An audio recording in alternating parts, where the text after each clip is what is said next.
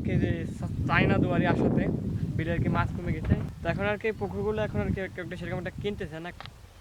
আসসালামু আলাইকুম। তো আজকে চলে এসেছে আবার মধ্যবিলে আসার কারণ এখন যে ঈদের সময় যে একটা বৃষ্টি নেমেছে, ওই বৃষ্টিতে মধ্যবিলে পানি লাগবে না। দেখুন এই যে পাশ দিয়ে সম্পূর্ণ পুকুরি জমিতে পানি আছে, জমিতে আর পানি দেওয়া হয়তো মধ্যবিলে আর লাগবে না।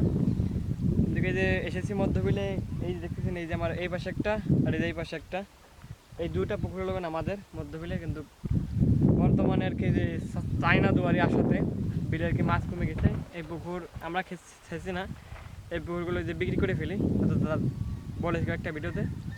তো এখন আর কি পুকুরগুলো এখন আর কি একটা সেরকম একটা কিনতেছে না, কারণ চায়না দুয়ারের কারণে মাছ বিলে অনেকটা হয় না। সবাই বলে মাছ হয় না বিলে, এই কারণে এই পুকুরে কিনতেছে না। তো এই পুকুরে আজকে এই এইটা আজকে আর কি এই বছর ইনশাল্লাহ ভট করে ফেলার নিয়ত আছে। আর ওই পাশের ওইটাকে দেখি, ওইটাকে রেখে দেবো, ওই একটা পুকুরি থাকবে। আর ওই পাশে আছে ছোটো একটা, সেটাও বন্ধ করে ফেলবো। শুধু এই একটা পুকুরিটা রাখবো, যাতে এই একটাই যা হয় হলো, ওই একটাই যদি কেউ নিল না নিলে আর কি আমরা নিজেরাই ধরলাম এসে। এখন দেখা যাক।